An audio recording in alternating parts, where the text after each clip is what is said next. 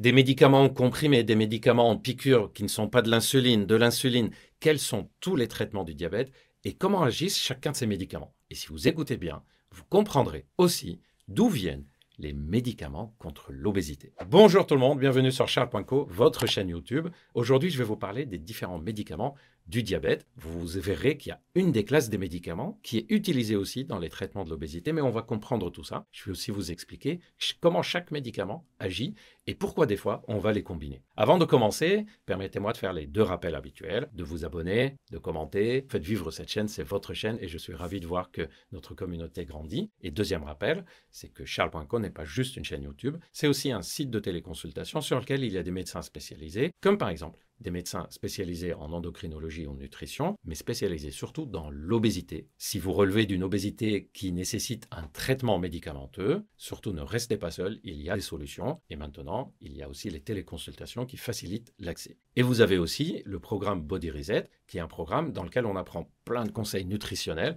mais aussi comportementaux. En tout cas, si vous êtes en situation avec des problèmes de santé, que ce soit l'obésité ou une autre problématique de santé, vous ne restez pas seul, vous consultez ou vous téléconsultez si c'est plus facile pour vous et vous savez que Charles.co a été fait pour faciliter ça. Voyons maintenant tout de suite le sujet du jour, les médicaments contre le diabète. Petit rappel pour commencer, il y a 2 types de diabète. Il y a le diabète de type 1. Dans le diabète de type 1, le corps, en particulier le pancréas, ne sait plus sécréter de l'insuline. Dans ce diabète, le traitement, c'est logiquement de donner de l'insuline. Parfois, on va rajouter d'autres médicaments, mais la base du traitement de diabète type 1, c'est de donner de l'insuline au corps puisqu'il n'en a plus. Dans le diabète de type 2, le corps n'utilise plus correctement l'insuline. On parle aussi de résistance à l'insuline, c'est-à-dire que nos cellules ne savent plus utiliser cette insuline et donc le sucre va augmenter dans le corps, dans le sang, les glucides, ce qu'on appelle la glycémie, et aussi le corps ne sait plus correctement mobiliser, utiliser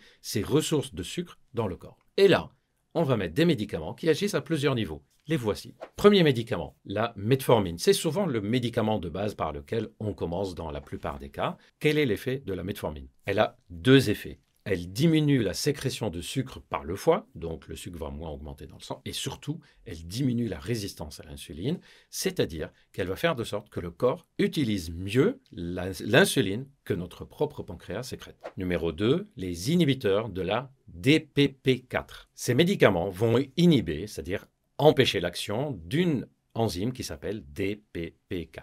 Que fait cette enzyme? Elle détruit ou empêche l'action d'une hormone qui s'appelle GLP1. Les personnes qui ont suivi les vidéos que je vous ai déjà faites sur l'obésité, ça a dû faire tilt dans la tête quand j'ai dit GLP1, parce que c'est l'hormone de base des médicaments contre l'obésité. Si vous voulez tout savoir sur cette classe de médicaments, les analogues de GLP1, vous pouvez aller voir la vidéo que je vous ai déjà faite dessus. Revenons aux inhibiteurs de DPP4. Grâce à leur action qui permet d'améliorer l'action de la GLP1, ils vont avoir 2 principales conséquences. Premièrement, le taux de sucre dans le sang va être plus stable, et aussi, ça va diminuer les sécrétions de glucagon, qui est une hormone qui augmente le taux de sucre. Donc, d'une part, ça stabilise le taux de sucre, et d'autre part, ça demande à l'hormone qui augmente le sucre de diminuer.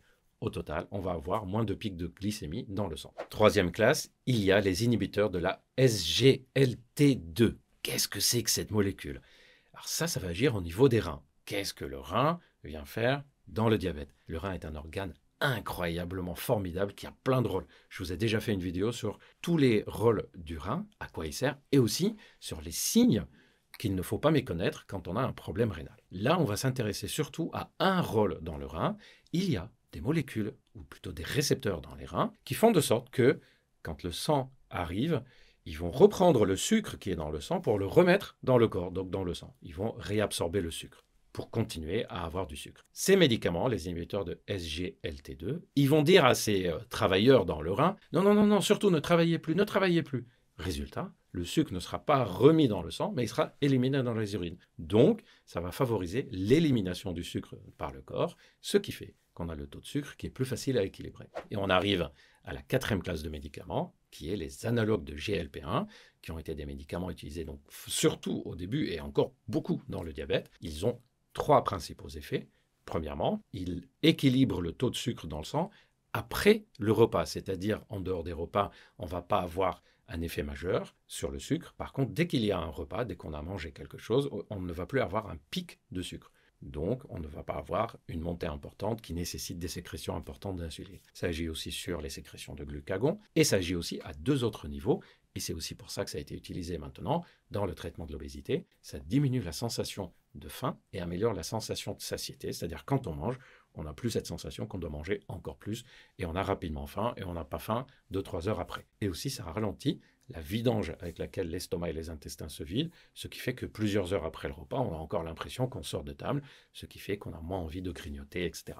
Ça aide pour le diabète et c'est comme ça que ça aide pour l'obésité aussi. Il y a aussi d'autres médicaments, certains anciens comme les sulfamides, mais chez les personnes âgées, ça peut donner des hypoglycémies, donc c'est pour ça qu'ils sont moins utilisés que d'autres médicaments. Et il y a aussi les stratégies de combiner tous ces médicaments. On peut mettre un médicament qui empêche le rein de réabsorber le sucre, donc qui favorise l'élimination du sucre, et aussi un médicament qui permet l'équilibre du taux de sucre dans le sang.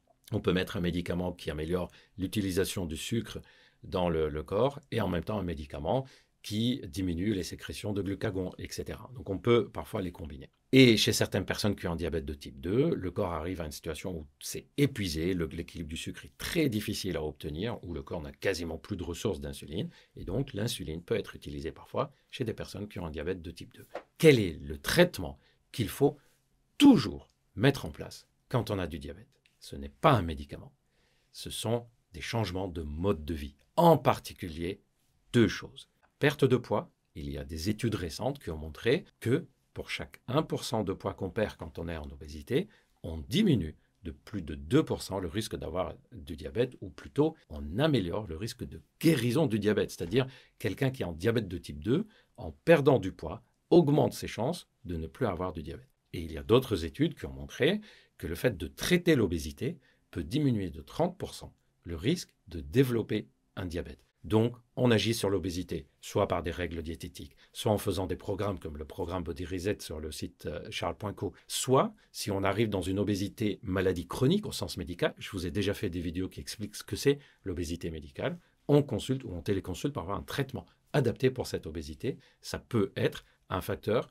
qui évite de développer du diabète, qui permet d'améliorer le diabète et dans certains cas qui peut permettre de sortir du diabète, de ne plus être diabétique. Il y a aussi l'activité physique. Plusieurs études ont montré que le fait de marcher, ne serait-ce que marcher, c'est quelque chose qui aide à améliorer le diabète. Il y a même des études qui ont montré que le fait de marcher une demi-heure après l'un des deux principaux repas ou après les deux principaux repas de la journée, figurez-vous que ça fait le même effet que la metformine chez certaines personnes, ce fameux médicament dont je vous ai parlé au tout début. Toute activité physique est bonne à prendre quand on a du diabète et ça marche, ça aide. Et quand on mange, si on sait qu'on est en train de manger équilibré, qu'on a fait de l'activité physique, prenez plaisir à ces moments-là, puisque le plaisir va diminuer l'anxiété et va favoriser le taux de sucre. Voilà, j'espère que cette vidéo vous a plu, que vous avez appris des choses sur les traitements du diabète. Si vous souhaitez que je vous fasse d'autres sujets de ce type, n'hésitez pas à me le dire dans les commentaires. Abonnez-vous, commentez, partagez, likez la vidéo, faites vivre. C'est votre chaîne. Moi, je vais vous préparer plein d'autres vidéos sur plein d'autres sujets. Prenez bien soin de vous et à très bientôt.